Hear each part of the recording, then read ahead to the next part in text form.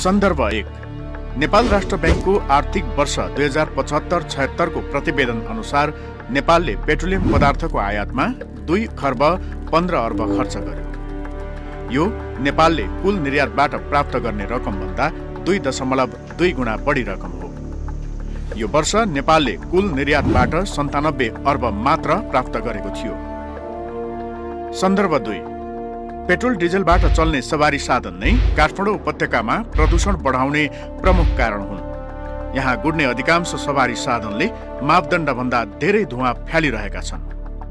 यो नै अन्य कारणभन्दा बढी जिम्मेवार छ। यी सन्दर्भले प्रश्न पारेका छन्। पेट्रोलियम पदार्थको उपभोगले एकातिर आर्थिक रूपमा टाट पल्टाइरहेको छ, अर्कोतिर वायु प्रदूषण बढाई ज्यान लिइरहेको छ। उपत्यकामा विश्व स्वास्थ्य संगठनले तोकेको मापदण्डभन्दा 5 गुणा बढी वायु प्रदूषणको मुख्य कारण पनि यही हो। यसले उपत्यकावासीमा नसर्ने प्रकृतिका गम्भीर रोगहरू बढाउन भूमिका खेलेको छ। ठ्याक्कै प्रदूषणले मात्रै यसलाई कोरोनरी आर्टरी डिजिज अथवा मुटुको नली ब्लक हुने भयो भन्ने गरी प्रमाणित गर्न त अप्ठ्यारो हुन्छ। त्यो धेरैसँग मिसिएर आउँछ। अरू खतराका चिन्ह पनि हुन्छन्। चुरोट खाएको हुन्छ। चुरोटलाई प्रदूषण मान्ने हो भनेदेखि त मैले प्रत्येक दिन देख्छु। अरू कुनै रिस्क फ्याक्टर छैन, जोखिमका अरू कारण छैन, चुरोटै छ या पोल्युसन छ। अनि त्यसैले नै नलीहरू, रगतका नली कक्रक्क परेर सुकेर ब्लक हुने, खुट्टा कुहिने, फोक्सोको क्यान्सर हुने, हार्ट एट्याक भएर चाहिँ आउने, यङ उमेरमा बाइपास कति गऱ्यौँ हामीले स्टेन्ट कति हाल्नुपर्छ, त्यो त देख्छौँ। त्यो समेत जोडेर हेऱ्यो भने त प्रत्येक दिन मैले यसको परिणाम भोगेकै हुन्छ। वायु प्रदूषण र यसको डरलाग्दो असर, उचित नीतिको अभाव, भएकाको कार्यान्वयनमा उदासीनता र निजी सवारी साधन प्रयोगलाई प्रतिष्ठाको विषय बनाइनुको नतिजा हो। काठमाडौँ उपत्यकामा साना ठुला गरी 12 लाख सवारी साधन गुड्छन्। पेट्रोल डिजलबाट चल्ने यी साधन प्रति वर्ष 12% का दरले बढिरहेका छन्। प्रत्येक 5 वर्षमा यिनको संख्या करिब दोब्बर भइरहेको छ। डिजल पेट्रोलबाट चल्ने सवारीले धेरै धुवाँ फ्याँक्छन्। अहिले काठमाडौँ उपत्यकाको प्रदूषणको सबभन्दा ठुलो कारक तत्त्व भनेको यहाँको यातायात प्रणाली हो, हैन? यहाँको यातायात प्रणाली भन्नाले हामी के बुझ्छौँ त भन्दाखेरि, एक गाडीबाट निक्लिने धुलो धुवाँ भनौँ, गाडीबाट निक्लिने धुवाँ एउटा भने, अर्को भनेको सडकको धुलो, हैन? जुन गाडी त्यहाँबाट जाँदाखेरि फेरि त्यो माथि आउँछ। अब यो धुवाँ र धुलोको कारण कति प्रदूषण भइरहेछ त भन्दाखेरि विभिन्न अनुमान अनुसार फरक होला, हैन? पछिल्लो एउटा वातावरण विभागले नै गरेको एउटा चाहिँ अध्ययनको अनुसार उहाँहरूले के भन्छ भन्दाखेरि, यो दुईटा जोड्दाखेरि मात्रै पनि 80% जति प्रदूषण यसको चाहिँ छ, हैन? करिब 30% जति धुवाँ, अर्को चाहिँ 50% जति नै धुलोबाट चाहिँ बनिएको छ। अब 80% होस् 60% होस्, जे होस् आधाभन्दा बढी त त्यसकै कारक हामी देख्छौँ। देशकै अर्थतन्त्र र मानव स्वास्थ्यमा गम्भीर असर गरिरहेको पेट्रोल डिजलबाट चल्ने सवारी साधनको विकल्प छ त?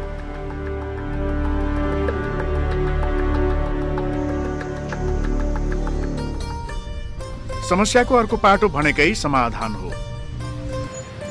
वायु प्रदूषण उपत्यकाको मुख्य चुनौती भए पनि उचित नीति, कार्यान्वयन र आम मानिसहरूको चेतनाका माध्यमबाट सहजै समाधान गर्न सकिन्छ। ससाना प्रयास पनि वायु प्रदूषण नियन्त्रणमा प्रभावकारी हुन सक्छन्।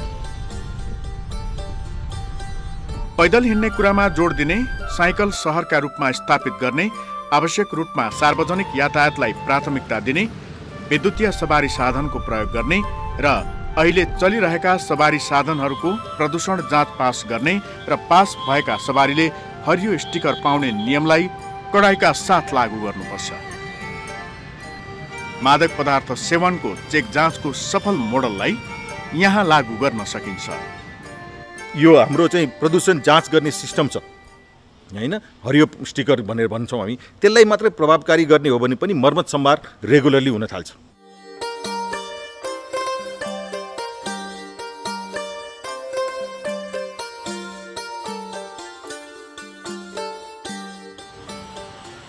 कुपण्डुलदेखि जावलाखेल सडक खण्डमा ललितपुर महानगरपालिकाले निर्माण गरेको साइकल लेन राम्रो सुरुवात हो।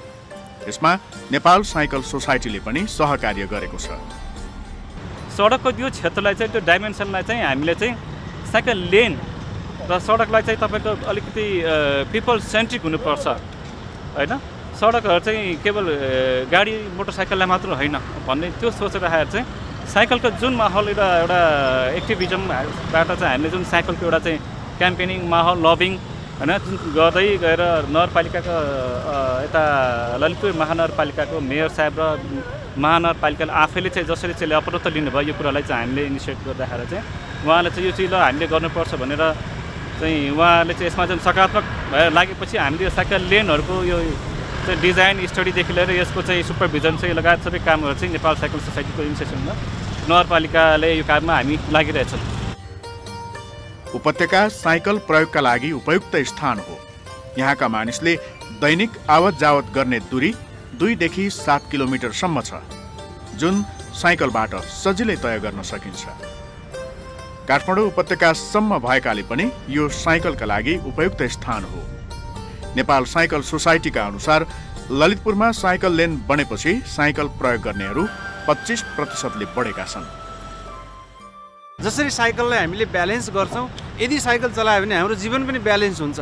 कुनै पनि कुराको ब्यालेन्स चाहिँ साइकलबाट हुन्छ। त्यस कारणले एभ्रिडे साइकल युज गर्नु भन्ने रहेछ र अरू पनि थुप्रै यो ट्रान्सपोर्टेसनको सबभन्दा बेस्ट मिन्स चाहिँ हिजो पनि आज पनि र भोलि पनि साइकल नै हुनेछ भन्ने यो रिसर्चहरूले अनुसन्धानहरूले निष्कर्ष निकालेको पाएँ र मेरो स्वास्थ्यको लागि, यो मेरो समाजको स्वास्थ्यको लागि, यो विश्वको स्वास्थ्यको लागि पनि साइकल चाहिँदो रहेछ।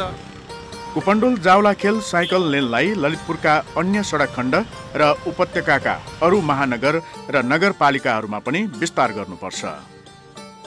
यङ पपुलेसन छ, युथहरूले साइकल चढ्न रुचाउँछन्, गर्न सक्छन् पनि सजिलैसँग।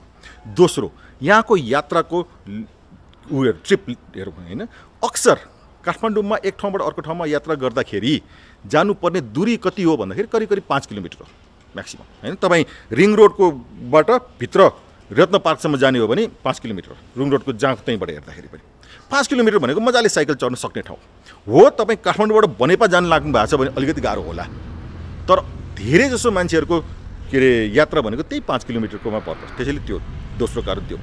तेस्रो भनेको काठमाडौँको मौसम हेर्ने हो भने त्यो 4 महिना अलिकति पानी पर्दाखेरि गाह्रो हुनसक्छ, होइन भने त सजिलो छ, उपयुक्त छ। काठमाडौँ होइन दिल्ली जस्तो एकदमै 50-40 डिग्री सेल्सियस हुने हो भने साइकल चढ्न गाह्रो हुन्छ होला। यहाँ त्यति गर्मी पनि हुँदैन, अथवा एकदमै हिउँ पर्ने ठाउँ भए गाह्रो हुन्थ्यो होला। यहाँ त्यो पनि समस्या छैन। त्यसैले यहाँको वेदरले पनि साथ दिएछ।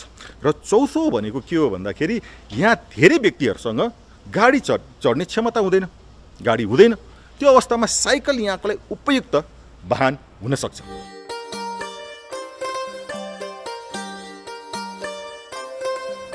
नेपालमा पछिल्लो समय विद्युतीय सवारी साधनको प्रयोग हुन थालेका छन्। सरकारले काठमाडौँ उपत्यकाको प्रदूषण कम गर्न विद्युतीय सवारी साधनलाई प्रोत्साहन गर्ने नीति लिएको छ, तर यो भने जस्तो विस्तार हुन सकेको छैन। बजेटले यस्ता सवारी साधनमा समेत 70% कर वृद्धि गरेपछि ठूलो असर पुगेको छ, तर यो सरकारकै नीति विपरीत छ। यसलाई पूर्णतः सच्याउनुपर्छ। उपत्यकामा प्रदूषण नगर्ने सफा टेम्पो समेत चलिरहेका छन्। यस्ता साधनको संख्या 700 छ।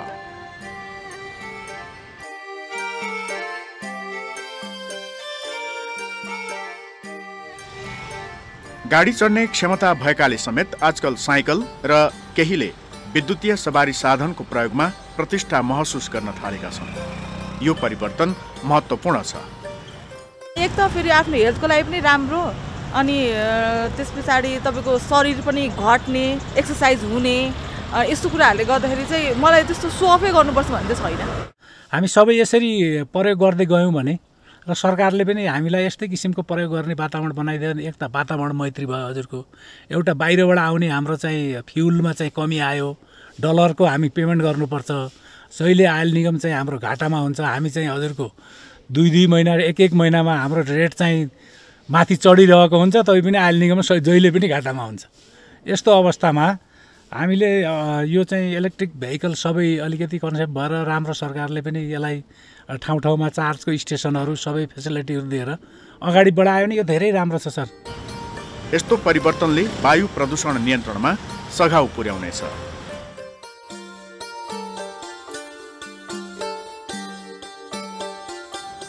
पर्यटकहरूको आकर्षण र व्यापारिक क्षेत्रको रूपमा समेत स्थापित ठमेलको निश्चित क्षेत्रलाई सवारी साधन मुक्त क्षेत्र बनाइएको छ। सवारी साधन प्रवेश नगर्दा धुलो धुवाँ मुक्त भई त्यो क्षेत्र स्वच्छ बनेको छ। उपत्यकाका अन्य स्थानमा पनि यो उदाहरणको अनुसरण गर्न सकिन्छ।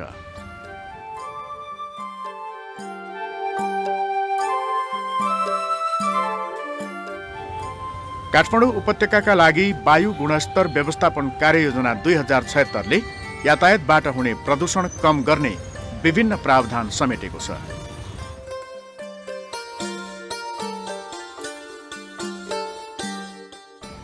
उपत्यका भित्रिने सवारी साधनमा युरो 4 मापदण्ड लागू गर्ने, प्रदूषण सम्बन्धी मापदण्ड लागू गरी पास हुने सवारी साधनलाई हरियो स्टिकर प्रदान गर्ने, विद्युतीय तथा स्वच्छ सवारी साधनको प्रवर्धन गर्ने, यस्ता साधनको आयातमा पूर्ण भन्सार छुटको व्यवस्था गर्ने, पर्यटकीय तथा सांस्कृतिक रूपमा संवेदनशील क्षेत्रहरूमा धुवाँरहित सवारी साधन मात्र सञ्चालन गर्ने व्यवस्था गर्ने, पुराना गाडीहरूलाई विद्युतीय गाडीमा रूपान्तरण गर्ने सम्बन्धी कानुनी व्यवस्था गर्ने। देशकै अर्थतन्त्र र जनस्वास्थ्यलाई समेत मजबुत बनाउने हो भने पेट्रोल डिजेलको विकल्पमा जानै पर्छ। भारत, चीन, युरोपेली देशले सन् 2030 पछि पेट्रोल र डिजेलका गाडी उत्पादन बन्द गर्दैछन्। नेपालले पनि यस्ता लक्ष्यमा उदासीन हुनुपर्ने कारण छैन। उपत्यकामा सरकारले अगाडि बढाउन खोजेको मेट्रो, मोनोरेल आदि योजनाहरू कार्यान्वयनमा आए यसले वायु प्रदूषण न्यून गर्न सहयोग पुग्छ। विश्व स्वास्थ्य संगठनले तोकेको मापदण्ड कायम गर्न यसले मद्दत गर्छ। धुलो धुवाँ होइन, स्वच्छ सफा काठमाडौँ उपत्यका यहाँको मौलिक विशेषता हो। यसलाई कायम राख्न आवश्यक पहल अहिलेको आवश्यकता हो।